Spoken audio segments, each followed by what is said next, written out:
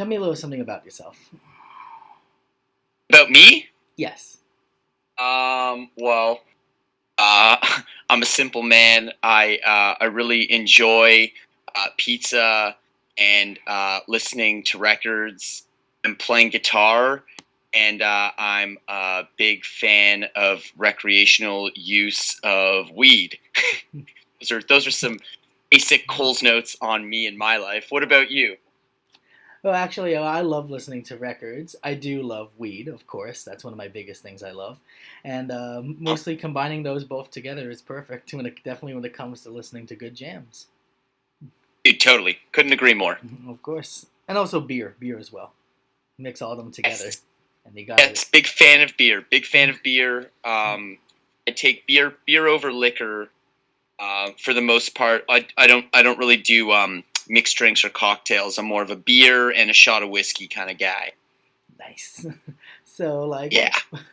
what got you into actual metal? Like, what got you into really wanting to go and explore more of the metal genres and being into metal in general? I definitely gotta give credit to my dad. Growing up in my home as a kid, like even when I was really young, like we're talking 4 years old. He was a rocker, and music was important to him. So whether it was just listening to classic rock radio while we were out for drive, to do whatever, or if it was showing me his record collection, I gotta give credit to him. And he's a child of the early '60s, so for him, like heavy metal was Judas Priest, made type bands, and even honestly, like he did have some thrash in his record collection too. He had like Fistful of Metal was definitely in his collection. And what else did I take from him? Venom Black Metal was in his collection. It's like a lot of the older, like early '80s proto thrash and proto extreme metal. So I mean, it's him. He got me into it, and you know, I usually credit this Judas Priest cassette that I actually still have. Could Which one is it here? But I was going away to summer camp for my first time ever, and dude, I was like fucking 8. I was like a little kid, and gave me Judas Priest. Where is it? Usually have it for this exact purpose because people ask this question all the time. Yeah, man, he gave me a Judas Priest cassette. Oh, here it is, Sin After Sin. Boom. Gave me this Sin After Sin cassette, and I mean, I was the only kid who wasn't listening to fucking Raffi or something. It was like everyone's like, "Hey, what are you listening to on your like Walkman?" And I'm like, "Oh, I'm Priest." Remember, I got home from summer camp, and my dad looked at me and asked me like the Judas Priest cassette. He also gave me like Ted Nugent and AC/DC and all this other shit. But he's like, "Did you like the Priest cassette?" Like, yeah, Dad, I really did. He said, "What's your favorite song?" I said, "Well, Diamonds and Rust." Like, good man, you listened, good man. Yeah, man, I got to give credit where credit's due. My dad took me to my earliest shows, gave me my earliest records, got me into Kiss, which is now my favorite band. Yeah, my dad was a rocker. I was really lucky. I have young parents, so I didn't wasn't like one of these dudes who had to grow up in a house listening to classical music, discovered on his own. And my mom was really into amazing pop too. Like I learned all about like the classic golden era of pop music because of my mom, and a lot of R&B stuff, and like dude, even like cool like the rock bands for my mom. Like my mom loved Genesis. Genesis is fucking awesome. My mom had good taste in music as well. So I had two parents who not only liked music but had good taste in music, and they weren't old, so they weren't listening to like old country music or anything. So I mean, I just dude, it totally snowballed from there. My dad laid the ground rules, and then like literally by like 11, 12 years old, I was like off the deep end with music, and had a guitar, and wanted a drum kit, and uh, I've been collecting Kiss merchandise since I was like that age. It's insane. Started small because I didn't have money. It'd be like Pez dispensers and like an action figure out of the set of 4. But like now it's totally snowballed into like a lifelong obsession. It's definitely a long ass winded answer just to come back to my dad got me into metal. Nice. That is really a great story, actually. I gotta I admit mean, that. I was lucky. Oh yeah, of course. I wish I kind of got into like somebody and first introduced me. into it like that. But mostly, I had to discover it for myself. Just cool too. I mean, that's you get to like choose your own journey. Like, I was really influenced by my dad. Like, I don't even know what would have happened to me musically if I didn't have his influence. Like, if I had to discover it on my own, I don't know what I would have gotten into. Would I have fallen in love with Kiss the way I did? I fell in love with Kiss because he pulled Destroyer off the record shelf. You know, like, you're a little kid and we're here. When you're a little kid, someone looks at you and then pulls this album cover out and shows it to you. It's like, oh, sorry about the glare, but you know, it's like, dude, they're fucking superheroes. It's like the coolest looking band in the world. Like, I remember seeing it for the first time and being like, Dad, what is this? Kiss, man. Like comic book characters. How cool is that? As a kid, it was like, you know, falling in love with Kiss was so easy, but I can't imagine my life would be like if that didn't happen. I don't want to think about what it would be like if that didn't happen because it's defined me so much who I am, really. And also, one thing I do recognize that that album cover, you also have a picture on your left. Yeah. So this is an artist whose name is Ken Kelly. This is one of his prints, and he signed it for me on the bottom there. Um, I met him. I met him at a Comic Con, which I was actually a guest at as well. I was the hosting a panel.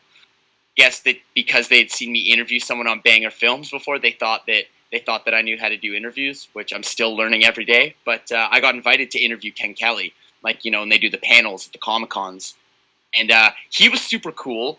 We got really baked together after. He was all into like oh, we're in Canada, gotta try the weed.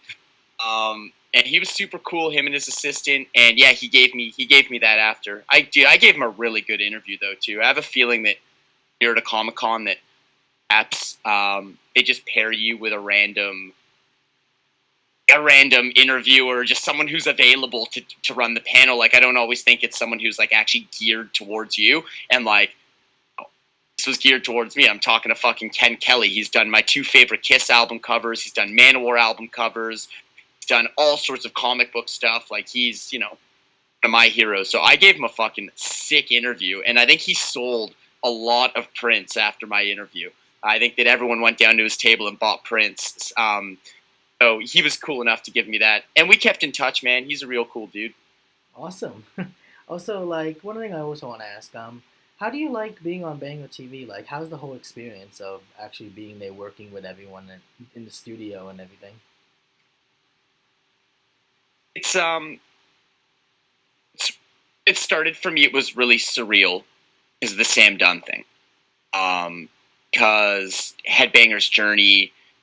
Oh, I saw that movie when I was 14 years old or something for the first time, right after it came out, and it really was a game changer. And I knew that Sam lived in Toronto, and like you'd see him around, and he was playing in a band. Like, I never really talked to him. I was always still starstruck by him. So even when I went in to do my first thing at Banger, when I was just a guest before I was working, had me guest on an episode of their show Lockhorns. Going in and like being in the studio with Sam before we shot and talking about the script and all that type of shit, like, it was nerve wracking. And then it was kind of like that for almost a year of working there. It was like, holy shit, I work for fucking Sam Dunn. This is crazy. But now, I think one of the coolest things about it is that it's a lot bigger of a company and a production than a lot of people think. Think that because we're metalheads, we equate Banger Films to Banger TV, the YouTube channel. And like, realistically, the company as a whole, Banger Films, is so much bigger than the YouTube channel. They have on any given day 40 plus people in that office working on Netflix series and working on a children's program and working on a new documentary and working on Hip Hop Evolution and all these other projects. So I think for me, the coolest thing working there is to see that how big the company really is, and The way they treat music is so cool, man. I don't think there's anyone else who does that type of approach to music and film and documentary specifically.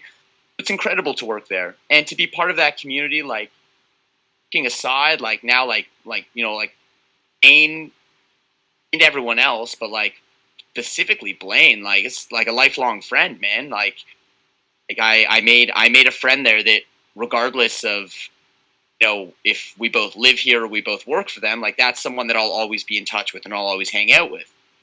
And same goes with everyone else. Brad, Dylan I knew before. Brad I didn't know. Sarah I met for the first time there. All the camera people, all the producers. Easy, man. And Sam Dunn, dude. I was texting Sam Dunn last night. How fucking cool is that? He was literally my hero, and now I work for him. So that was the craziest thing. That took a while to get used to.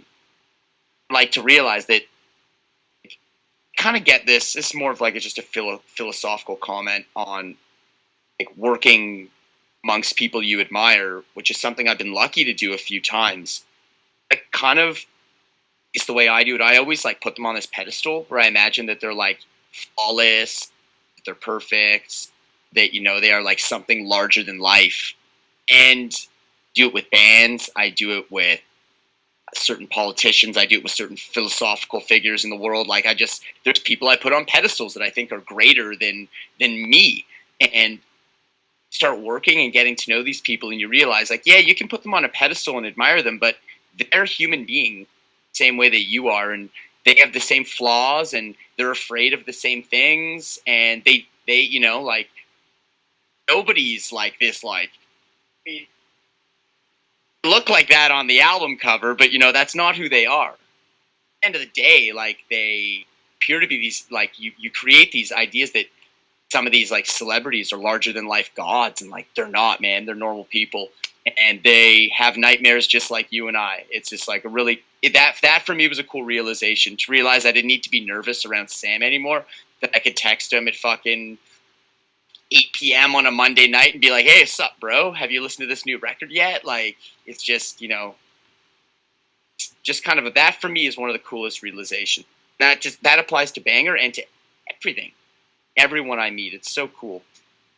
That is really awesome. I love I love that story that you just said, man. That's really amazing. I know, and I gotta say, like, one of the favorite episodes of Lockhorns that you were in was definitely the brutal death metal one. I really love that one a With lot. Cam. Yeah, because Cannibal Cam is also another good friend of mine as well. So actually, when I saw him on that one with you in it, it was a really enjoyable episode of Lockhorns for me. Nice. I'm glad. Thank God that I had Cam for that episode, because like, brutal death metal is not my strongest forte. And I mean, I understand I'm just the host, not the guest, but I wish I was more knowledgeable on the topic, and Cam really carried that episode. He's cool, and actually, he brought me a sick-ass gift that day. He brought me an awesome Hearing Aid poster from, like, when they did the Hearing Aid, like that legendary collab record. He brought me, like, an old ad from the 80s from that. It was so cool. That was really, really cool. Big, like, laminated ad. Is super, super sweet. That is awesome, dude. That's really awesome. Also, what would you say is one of your favorite things that you did on Banger? Like, one of your favorite episodes, or like a review or anything that you did? Really like for Banger, cool thing for me is that like I'm not really like in the rotation of regular Overkill reviews guys. Like, I don't, like, my answer wouldn't be a review, because I'm not the review guy. I'm lucky that I get to do a lot more of the stuff that I'm into, which is like on location stuff and live stuff. I love being live. That's like that's why I'm on Twitch now, really, is because I love the live thing, man. Live is cool. It's unforgiving. It's real. It's raw. And even when I do reviews for other videos at Banger, like, we're always laughing because they're like, it's not live. You can stop and redo it. Like, if you fumble a word, I'm like, nah, man, fuck that. Like, this is real. And with when I'm recording a record in the studio, a big thing with guitar playing now with the technology is you can punch in anywhere, right? Oh, I was playing that solo so well, but I fucking botched that bend right at the end. It's like, well, you can just punch in and do that bend. Nah. We're doing the whole solo. It's a one real take solo. I don't care if it takes me fucking 30 takes to do it. Getting the solo, getting it in a single take, and it's going to be real. I'm all about that type of authenticity. I love that shit. And and it's silly because some people don't even hear the difference, and it's not about them. It's about me knowing that that's the way I did it. Um, I would say like the coolest thing I ever got to do for Banger is, I mean, they sent me on the 70,000 tons of metal to do like, uh, I went on 70,000 tons of metal and sat in the library of the boat, the only quiet place on this entire heavy metal boat. Actually, really funny. So there's a bunch of interviews from that trip that didn't get aired. We were interviewing people all day. And there's a bunch that didn't get aired because at first we were shooting them in the rooms or we were shooting them on balconies. You can see my Derek Green one is on a balcony. Like we were still figuring it out for the first day. But on day 2, we were like, fuck this. It's too many variables in these other locations. We've got to switch somewhere we can control all the variables. So we ended up in the library of this fucking giant ass metal cruise ship that was party from 10 a.m. till 6 a.m. was just like the only quiet hours were between like 6 and 9 a.m. Honestly, that's the only time that people were asleep. It was like fucking wild. You'd go see Goat Whore at like fucking 4 in the morning. It's insane. Big boat, love it. We get in the library and we sat there. Literally, I spent the entire trip in that library all day. I went on this trip and didn't get a fucking like tan or sunburn. I was like in the fix for 5 days and like, and I didn't get any sun because I was like, and if you look in our wrap up video where we do like a big wrap up at the end, all the footage is at night. All the footage is at night because literally all day we were interviewing artists in that library. So I went on vacation and didn't even get a tan. It was kind of funny. But that was by far one of the coolest things I've ever done with Banger. That going to 70,000 tons and it was just me, a camera guy, and our producer Lisa. Then another great one was we did like a live on location at a Metallica club show in Toronto, and they played the Opera House. Just like we never really do shit like that, so we did like a Facebook Live, and I was just on Facebook for like an hour outside there talking to these insane like Met Club members who had like seen Metallica 146 times. It's like, whoa, a lot of Metallica shows. So, like that. I really like enjoying doing that stuff. And then, of course, actually, how could I even forget? The coolest thing I ever did was season 1 of Shredders of Metal, where they let me be a judge. That was the cool. Me, Skolnick, and Sam. Doesn't get much fucking cooler than that. And actually, that one experience opened up so many doors for me. Still in touch with Alex Skolnick today. Got me an ESP guitar endorsement. Helped me out with so much shit. We've done more projects with Alex since then. It's cool. And anytime he's in Toronto, he always hits me up. It's really sweet. Saw him last. I got home from an Exciter tour. I was like landing at Pearson, and it's like turn on my data again, and it's like Alex Skolnick text message, "Hey, you come to the show tonight? I'm playing this jazz gig with Stu Ham." Yeah, I'm there. I went all like fucking jet lagged coming back from Europe to this gig with him and had a bunch of whiskeys. It was fun, man. He's a fucking unreal dude. Great guitar player, man. Awesome. No, I gotta say that like your experience in Banger must be really awesome, dude. I'm like very happy for you for that you really enjoy it for so many years. Yeah, man. It's funny. I had this talk with one of the producers yesterday. It's like something I really define myself by. Like I really feel that more than just like a place where I go and put out a video every month or something. It's like I work in the office there. So does Blaine. So it's it's my day job, and I'm just I help write on those like Shredders of Metal. I've written on all 3 seasons, composed music for all 3 seasons. I do all the music, all the stings, and all the intro outro bits you see on Overkill reviews and all the other shit like. Stuff that I created. It's like I'm very personally invested in Banger, and I fucking love it there, man. It's the coolest thing I've ever done. Honestly, it's like aside from playing in bands, like this is by far like the coolest type of job I could have ever imagined having. Awesome. Also, like when you were talking about Shredders of Metal, actually, I really enjoyed both of those seasons 1 and 2. Actually, I gotta say, like when I first, I gotta say, when I first saw the first one, that one really was like amazing. Like I didn't even like know how good everyone was gonna be at first. I was like, okay, these dudes are gonna be amazing because they're qualified to be on the show. But like when I Mhm. first heard them play, I was like, wow, that's a really good shredding guitar. I think that it's funny. I like 20 minutes before I got on this call with you, I was watching rough cuts for Shredder's Metal 3. We're in the editing. We're in the final editing, and I was making mixing notes for the audio. We're in the final stages of that, which is super cool. I think that you will really like season 3. Shredder's Metal is a lot of fun. Gotta be honest, like I am not embarrassed to say this. The first time I got called into the first meeting about Shredder's Metal, I did not like the idea. I thought it was soft, dude. I thought it was weak. I kind of argued. I was argumentative against it. The idea was we were going to do a new show, and it was going to be something about music. It was going to be like a show. We were going to do a new YouTube show like that, of that type. I'm like, I kept comparing it to American Idol. I'm like, I don't want to fucking do an American Idol. Stupid. I don't like it. And I was so argumentative against it. Really, and everyone else loved it except for me. It was actually the dude who didn't like it. Everyone else loved it except for me. And as it started getting written, and as we like worked on the challenges, like I think we really nailed it on season 1. I think that Shredders of Metal season 2, um, when we tried to streamline it, I don't think we really nailed season 2 the way that we nailed season 1. Season 1, there was some real cool magic to it. And now after watching the season 3 rough cuts, slayed it.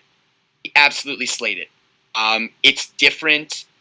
It's just more. There's a new producer since the first season, and he just has a different background and different style to the way that he executes these projects, and came out completely different. And it's fucking great. I watched the first 4 episodes this morning. So great. Nice. Without revealing any Um, spoilers or anything, actually at all, how would you say that the new one that's being put, like edited and put all together right now at the process? How do you feel that one's going to be compared to the other two that actually already aired and are now online? yeah, it's really tough for me to talk about it because I have no idea what's been announced to the public. Like I don't know what I know everything I know, which is everything because I was there during the filming and editing of it. But like I don't actually know what we've posted about it on the internet. Um, I know that we posted it was about drums. Mhm. I know you know that much. Yeah. I can tell you, yeah, like it's much more like season 2. It's very much a bracketed drum competition, the way that we had in season 2. We stuck with that format, and while I didn't think it was the strongest in season 2 for a variety of reasons, which are part of the learning process, making something that we never made before, I think that in season 3 we learned a lot, and we worked really hard to make like every step of the way. We tried to improve from last year. Just with season 1, I think that we were just really on top of the world after season 1, and then with season 2, we made a couple errors putting it together. It was a bit of a new team, and we made a couple errors. This third season is fucking emo, dude. It's very very well done, and it's exciting. Stoked for you to see it. I'm stoked for everyone to see it. Oh, I'm looking forward to it actually because I remember like when they advertised it on the website, I was like, oh crap, they're finally making a third one. I gotta see it. It's gonna be awesome. Also, like Can't what? tell you Oh, anything else though. all right, Can't. But we haven't announced anything else. All you know is it's drums. yeah. That's why I wanted to ask the question without any spoilers at all because I know that you're not Yeah. allowed to say anything after that. I can totally tell you it's more like, yeah, what I said. Season 2 type format. Really nailed it. Looks really good too. Just say like it looks really good. It's like very visually the way we did. I think it's great. Everything about it's really good. Camera work, the writing, the talent was amazing. The guests were amazing. The judges are amazing. And the lunch that we had on set. It was all amazing. Everything was great. Awesome. Also, one other thing Catering was good. sweet. Also, one thing also I want to say is like, out of every album that you have in your collection, what would you say is your top favorite one that you would listen to the most out of any one that you have? I guess that's just kind of like what my favorite album is, right? Yeah. I don't know, man. Um, favorite all time, like not just like what I'm listening to now, I suppose. Yeah, like legacy records. Um, Listen to Rust in Peace. I used to listen to Rust in Peace a lot. Obviously, I don't really anymore. Used to listen to Annihilator, Never Neverland a lot. Really anymore. Um, this collection, I'm trying to think of one that like you might not have thought of that's really good. I don't know. Sound of Perseverance by Death is still actually listen to that all the time. It's by far my favorite Death record. I say this all the time on stream when we jam Death songs. Um, Sound of Perseverance has gotten a lot of listening. I finally got it on vinyl a couple of years ago. They did a great reissue of it. I think it's on gold vinyl. It's really, really nice packaging as well. Gatefold shit. Finally have that on vinyl. This incredible record. I've listened to it like in the hundreds for sure. I was obsessed with this record by this band called Joe Thrasher called Metal Forces.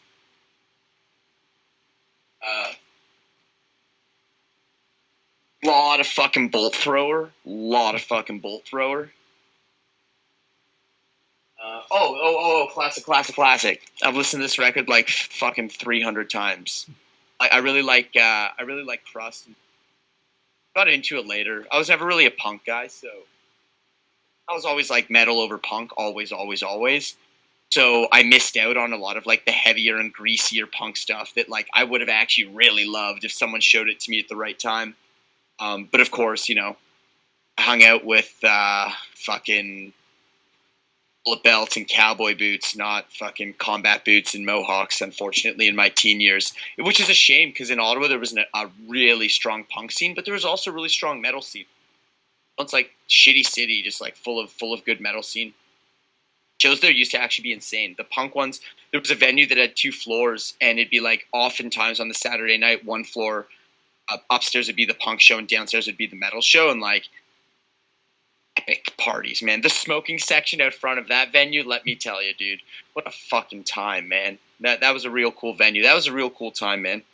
I'm proud of the music scene that I was like a young teen in. With like all ages shows, like they're fucking awesome all ages scene in Ottawa.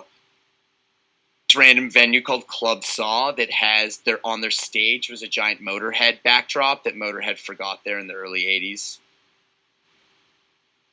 It's fun, right? oh yeah. Also, like, actually, when you were like just speaking about death, actually, in that album, Sound of Perseverance, what is your favorite song on that album? Um, I really like To Forgive Is to Suffer. Oh, that one. I know it's definitely not the most popular song, and I know the riff is like the main riff is kind of like whatever. Like, to forgive is to suffer. Like, are you kidding me? Like, it's just fucking sick. Little medley in there. It's a sick song. I know it's definitely not the most popular tune on that record. It's a really good one. The chorus is really strong chorus as well. That like quasi clean picking thing, kind of. It's the Crystal Mountain riff is what it is. I like quasi clean riffs. I like those. Death is really good at the quasi clean riff. Nice. My favorite song on that album actually has to be Spirit Crusher. Yeah, that's the big hit. Yeah. That's the one. Spirit Crusher has that sick ass riff in the middle. Like Flesh and the Power it holds is probably also like that's probably my number 2, or tied for 1 and 2. Songs about flesh and the power that it holds. Yeah, that record's great. I always say I like that record the most of all the Death records. I know it's not usually most people's favorite, but it's 100% my favorite. It's the most realized, well-written, fully produced sound that band ever got treated to. It sounds like Final Frontier polished death. Like it's proper. It's what I think Chuck wanted that band to sound like, really.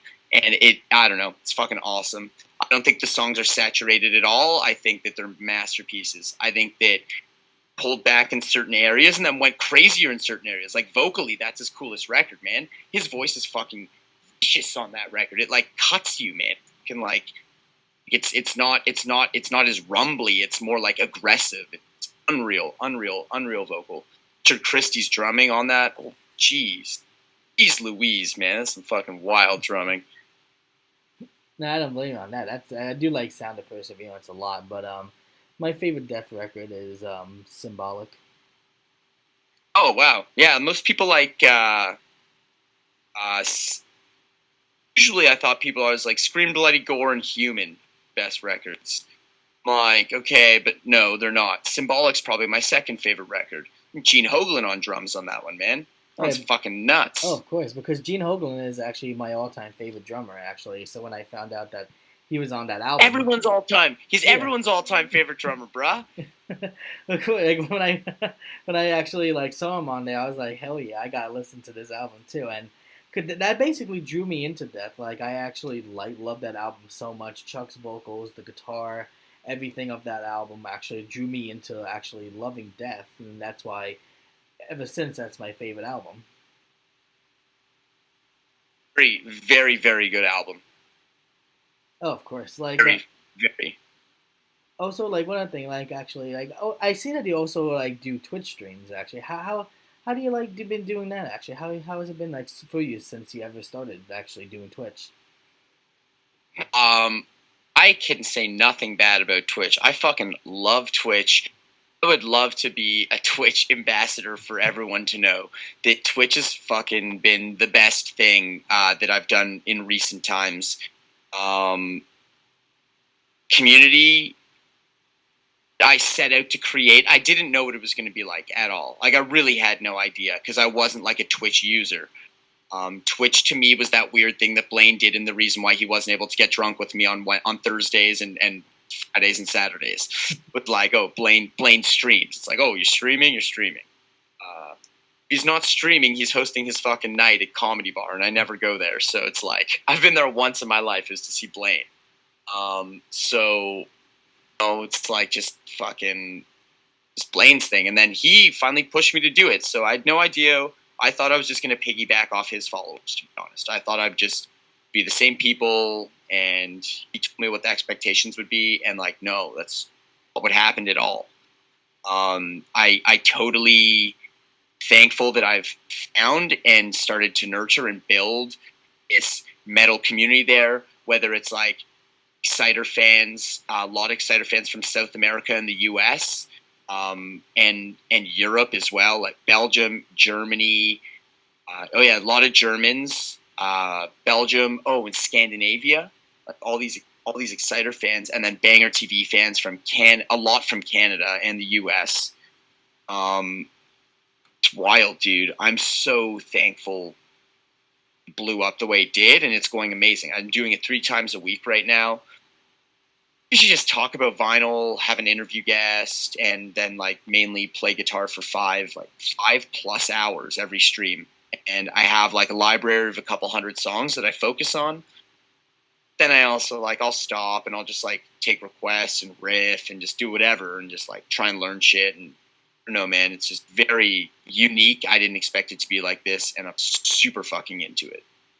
Awesome, because like I remember watching one of your Twitch streams. Actually, you definitely remember. Actually, I was in the comment section, and I gotta say that like I really enjoyed that one stream you did. Plus, also I remember watching that when I was also like doing some housework. So like I was like taking apart something. So like while I was like you playing guitar and all that and like doing all that, I was like taking like this like um what was it again? I'm trying to remember what I did. Like it was like this old like piece of furniture.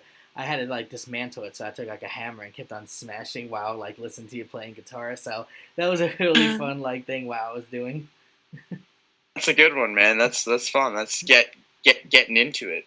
Oh yeah, no, it was great. It was like something to have in the background to enjoy and then like just doing that while working. So I had to like I still like really enjoyed your stream that time actually. And I gotta say one thing. You're an absolutely amazing guitar player, man. Thank you. I appreciate that. I'm not, but I appreciate it. Oh, like well, the way I heard actually, I gotta say otherwise. You really were good on that. I want to be so much better, but I'm happy that I can hack it up good enough that I can. in bands, but I would kill to be like I was watching Twitch earlier today. Some insanely good guitar players on there, man. Like it's like modern like 7 string and 8 string guitar players are just like fucking shred. I'm like, fuck. Like, well, I know I could practice every day for the rest of my adult life, and I'll never be that good at guitar. What would you say is actually one of your favorite songs that you played on Twitch, like that people really recommend a lot? Love doing. I have this live version of "Hit the Lights" that I love doing. Usually do it at the very start or the very end, or something crazy happens. Like very like yeah, want to fucking like it makes me go off. I really get into it too. And there's a ton of solos in it, and they're also like just like shitty Kirk Hammett like free form solos, so I can just like rip around anywhere on them, and it kind of sounds right. Obviously, I only make fun of Kirk because I'm like the biggest Kirk Hammett fan ever, so I'm entitled to make fun of him. But yeah, they're just like generic pentatonic wah solos. So it's like even if I don't know them, I can just like shred on them because like Kirk doesn't know them either. It sounds authentic. It's just like the song goes off really fucking well. It's the key. I love covering Metallica songs. Nice. Like, have you ever actually covered like Metallica One? Actually, because that is one of my favorite Metallica songs. Actually, I just like how it starts like slow and then it goes fast. That's something I've always been into ever since. The ending of that song is stupid good. I've never covered it. I do have it in the library though. I could do it. I know at least like 3 of the riffs in it. The thing is like sometimes I'll like put on a song that I barely know, and I'll just like one of the riffs, and we work from there. Like maybe I'll stop it and start a part again, and like learn songs on stream. It's kind of fun. Nice. What are mostly your streaming hours? Actually, like what days do you like stream and all that? Yeah, so I stream on Wednesdays at 4 p.m. Eastern, and then I stream on Fridays and Saturdays at 8 p.m. Eastern. And those are start times. I'm on starting at that time for the next 4, 5, 6 hours. So any time to tune in different time zones. 3 days a week. Love it. We're on all the apps there too. Like I mean, we've got a Discord, we've got a merch store, we've got all the shit set up. All the same shit that everyone has on Twitch. I'm learning. I'm getting all the standards. So hit us up on Twitch, throw us a follow, come hang in the chat. Chats have been fucking awesome lately, man. It's crazy. Like 3,000 messages per stream, and just like fucking activity. Tons of people talking away and just fucking making friends, man. I've made tons of friends so far. Like I know 200 more random metalheads that I didn't know a month and a half ago. How fucking cool is that? That is awesome. Actually, that's something I gotta say. That's amazing. It's by far the coolest fucking part of it. Of course, like also like I saw that the guitar that you had last time was like what was the guitar you had last time? I think it was like a Flying V. I always use a Flying V. I got this one, which is just a Gibson one. That's like my main one on Twitch. I find just because it's an E flat, and it got like set up by my tech most recently, so it does truly play the best right now. I've got my Exciter tour guitars, but they're in D. They're all ESPs. They're like fucking hanging ass guitars, but they're all in D, so it kind of really fucks me for songs I can play on stream. Most of the bands I want to play on stream are E flat or E. If I go to D, I really only know like 3 or 4 bands that play. I don't know enough D bands. You know what I mean? Mm-hmm. I love those. Yeah, I have another ESP Flying V that I used on stream recently. Fucking insane. It's Millie Petrosa's signature model from Creator, and it's fucking insane, dude. Nice. Fucking killer guitar. Oh no, I've always been a fan of Flying V's actually, because the Flying V guitar I have is actually the Snow Falcon one from Metalocalypse. Oh, you have one of Brendan Small's V's? Yeah, it's the original Gibson Flying V. White. Dude, I want that so bad. I could actually take a picture of it if you want me to show you. That's like I think right now for like silly modern guitars, like that was my number one wanted guitar. It looks so good. It's all whited out, right? Oh yeah, definitely everything. And it looks so cool. And he did an Explorer and a V. The Explorer is okay, but like the V, no one had a V like that, except I think like Buckethead might have had a weird V like that. But yeah, like no one sold a V like that, a signature model with like everything. Like the tuning pegs are whited out too, right? Actually, the tuning. Actually, is it? I'm trying to remember. I know it looks like. Actually, yes, it is. It's white. Motherfuckers, dude. But in practicality, I don't think I could ever bring that guitar on the road because it would look so ugly after a week of shows. Like, It'd be like close to like all the. I don't. Not the best at wiping my after every show if I don't have a tech there. So, sometimes it builds up and it looks gross and finger cheese and everything. It would all show. It would all show on the guitar really quickly. And obviously dings are gonna happen. Oh, I had a white. Do you have white?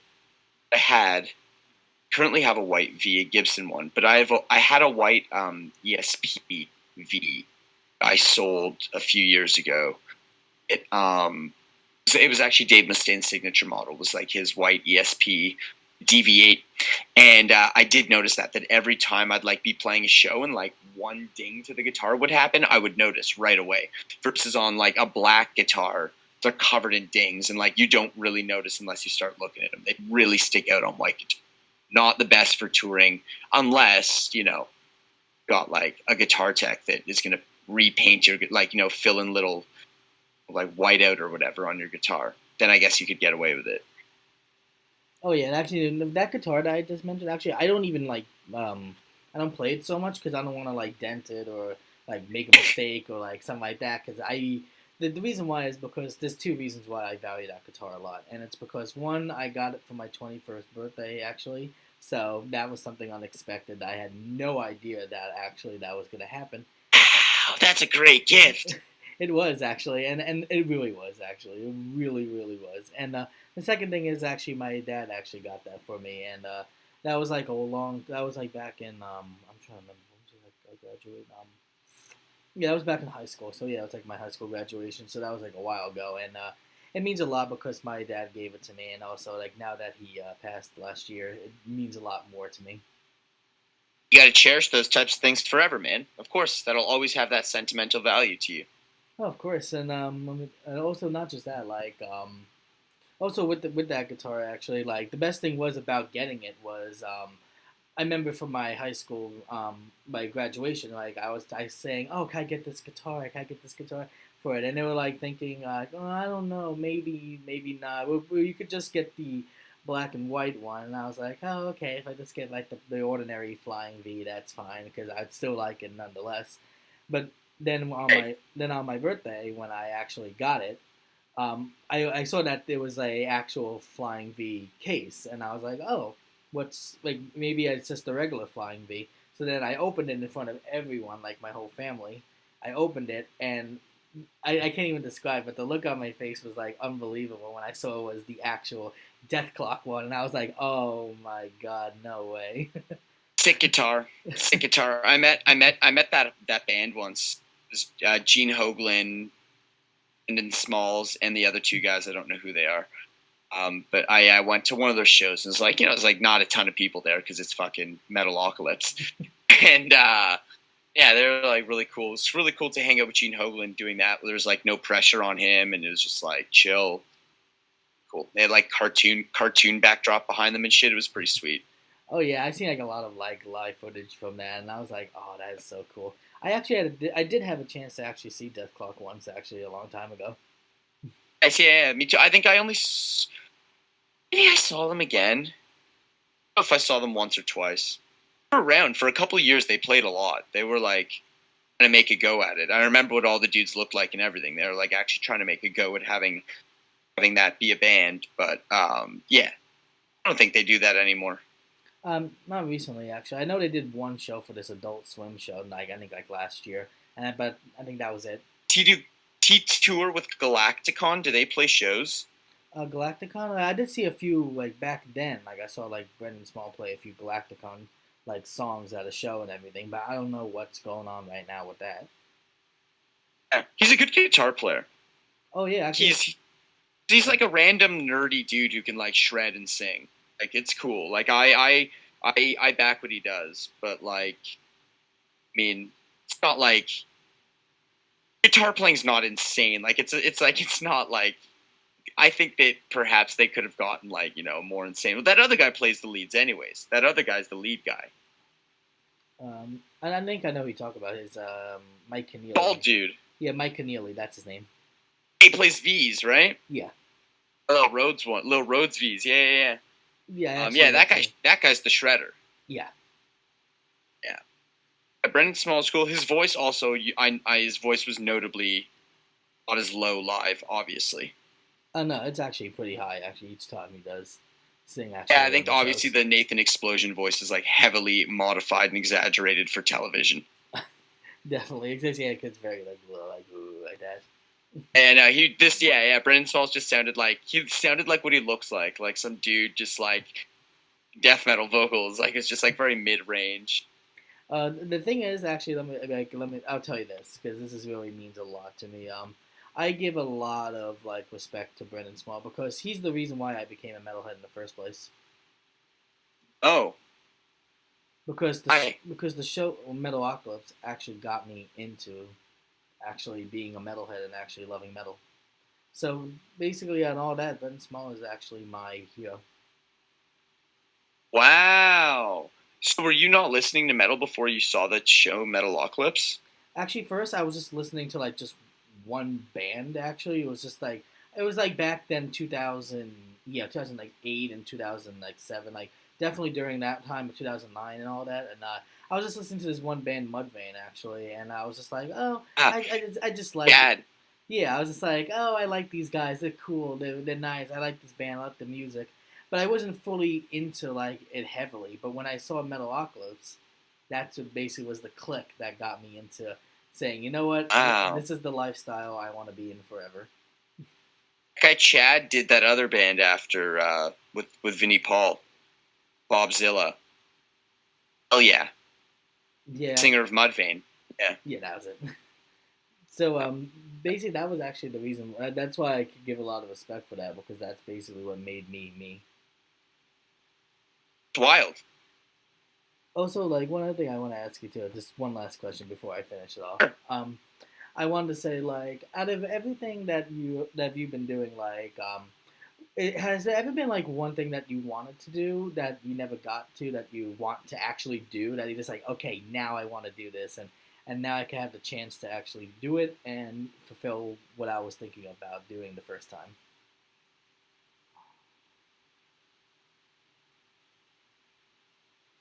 I think I think that the thing I'd really like to do is be able front a band for the first time, my own since high school.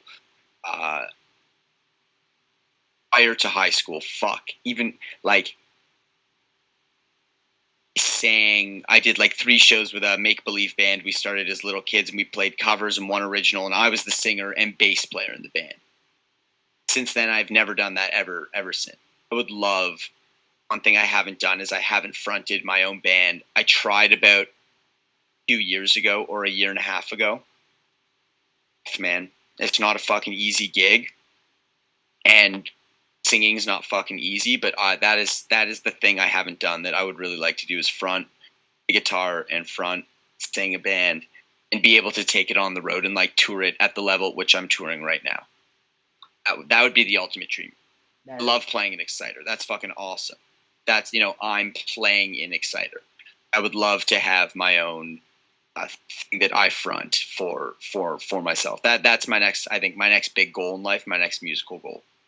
That and just continue excelling at what I'm doing currently. And that's the one thing I still really really want to do. I've done a lot of things in the music world. That is show even in the front of house and back of house. That and I want to start a management company. nice. There's my life. That's my life there. I'm gonna start a management company and I want to front a band. Awesome. So yeah, actually, and also one little last question, and this is just a completely random last question. How's the weed? Here, No, yeah, how's the weed in Canada? that's really really good. Um, Government stuff's okay. It's okay. But the good bud is still the best bud I've had in the world. It's like in LA, if you have like a really fucking proper connection, and like my best friend, she only smokes orange tangy. So like she's got like this person in LA, this one person that gets her the one orange tangy that she likes. So like I guess if you're hooked up like that, yeah, it's as good as everywhere else. But like it doesn't suck in Canada, man. Like I go to any Canadian city on tour, and if I buy like an ounce off like a good weed dealer or whatever, it's like fucking sick.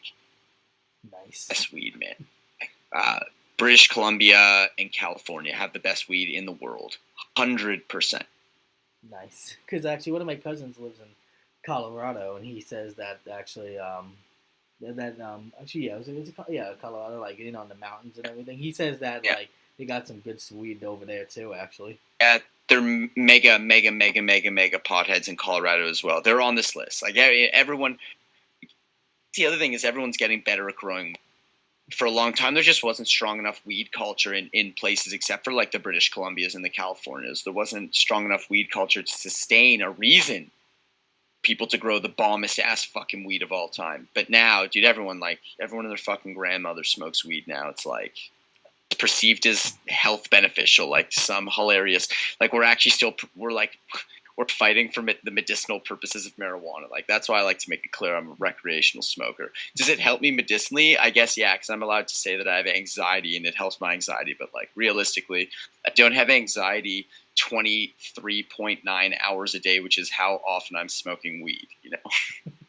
Like, actually, I gotta tell you this. Actually, this is something I have loved telling everyone. This whole thing, but one of my favorite experiences with weed is actually like when I was like heading to like one of my college classes one day, and and one of my friends that I know in one of the classes, like I became good friends with him because like I think we just hit it off. Actually, I think we just became good friends, like because he got to want to talk to me, and I wanted to talk to him, and like I just met him on the subway once, like just heading towards school, and I was like, oh shit, it's you, man, and like. One of the funnest things I did during that way, heading towards the school, because both me and him were going to it at the same time, because we both go to the same school. Well, of course we're in the same school, but like, but we're not in the same class. But like during that whole time, me and him were like we were like smoking some like weed on the train the whole time. Like nobody was in the car, but like we were just like sitting there in the train in the middle of the car, or like not in the middle, but like in the front of the train, like just getting high and shit half the whole ride and everything. And then after that, actually, like when I got this is like the best part for me, like when I got off of going to school, I was like fucking starving. I was like, holy shit, all of a sudden, because I was like, I think the shit kicked hard actually. So I really was. So when I got to school, I just got some food, actually got lunch, went back to the school, just chilled there for a while and before class started. And I remember watching this live show of like a Vital Remains live show on YouTube. And the creepiest thing is, like, it's not creepy, but it's actually, like, really cool, though, because I just like that, like, feeling I had. I felt like I was there for a while, because, like, I was, like, really high, so I was like, I felt like I was there at the show. So, when I remember dropping something for a second, and I just came back to reality, and I was like, oh, shit, I wasn't actually at that show, oh, crap. Dude, that's wild. It was one of the best experiences I had with that moment. That's awesome, dude. That's a good one. It was, actually. I loved it. I thought I was there for a second. I got the headphones and everything. And then I was like, oh, wait, no, I'm not there. I'm at school. Shit. That's rad.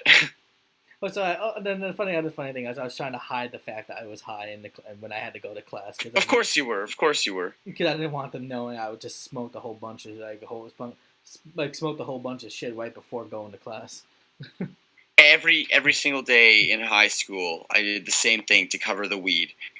I would like walk to high school, meet up with like the same crew, smoke weed on the way in, smoke weed at lunch, and then you smoke weed after. Those are like it's high school. Those are the times you're able to smoke weed. So we always had the routine as like before walking in the morning or before coming in at lunch. Pine trees everywhere and shrubbery around the school, and it'd be a bunch of fucking stoned, 16-year-olds or whatever we were, rubbing their fucking hands and entire bodies in the shrubbery because you would smell like coral, like you would smell like fucking trees. You wouldn't smell like fucking dank ass weed that you were just smoking in your buddy Nigel's fucking bathroom that you were hotboxing for like, the hour-long lunch. It's dumb. We were such dumb kids. We'd have like Jamaican showers at lunch. Like just fucking hotbox the shit out of our showers at lunch. Had a buddy who lived right around the corner, and like I'd always be like, I wonder if we smell like weed. And we'd walk into school and everyone's like, do that stupid thing that kids do where they're like, someone smells good. And snitch, shut the fuck up. You know what I mean? Yeah. Yeah, but we always reeked of weed. We thought rubbing ourselves in the trees was working, and like, man, we're just stupid kids. It wasn't working. We always reeked of dank, and everyone knew we were high all the time, and we thought we were so coy. That is awesome. So yeah, that's actually it. Just gotta say, thank you very much for doing this, and I really No worries, man. I really appreciate it a lot. Like really, I can't even tell you how much I appreciate it. Thank you so much for taking the time to do it, man. Absolutely, dude. It's good chatting with you, and we'll catch you again on Twitch sometime, all right? Oh, of course. I'll definitely be around watching you live, man.